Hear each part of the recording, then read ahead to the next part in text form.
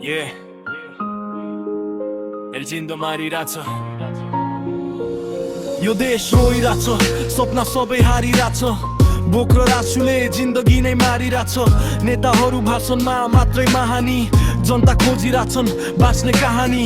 गाउँको चुलो अझै बल्न सकेन गरिबको भाग्य कहिले बल्न सकेन आमाको आँखाले निदाउन जानेन बाबुको दुःखले कहिले थाम्न मानेन छोराले किताब भन्दा बोझ उठायो विदेशी नै रहर होइन बाध्यता बनायो सपना देख्यो तर पुरा गर्न पाएन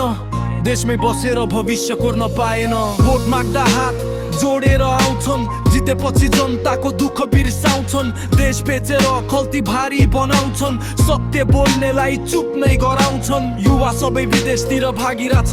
देशको भविष्य आँसुमा डुबिरहेछ गरिबको पसिनाले सत्ता चलेको तर गरिबकै घरमा अँध्यारो पसेको कहिले आउला उज्यालो बिहानी कहिले हाँस्ला यो देशको कहानी भोकले रुन्छ यहाँ सानो नानी नेताले बेचिरहेछन् जनताको जवानी कहिले आउला उज्यालो बिहानी कहिले हाँस्ला यो देशको कहानी भोकले रुन्छ यहाँ सानो नानी नेताले बेचिरहेछन् जनताको जवानी अस्पतालमा औसी भेटिन्न यहाँ गरिबको जीवनको मूल्य छैन यहाँ स्कुलको छानाले पानी चुहाउँछ नेताको महल भने झन् चम्काउँछ आमाले सुन बेचेर रुन तिरिन् छोराले परदेशमै जिन्दगी बिताइदिन देशको माया मन भित्रै रोइरह्यो सपनाको आकाश फेरि टाढिँदै गयो हामी चुप बस्यौ भने देश हार्ने छ सत्य बोले मात्रै भविष्य फेरिने छ गरिबको आँसु एक दिन आगो बन्ने छ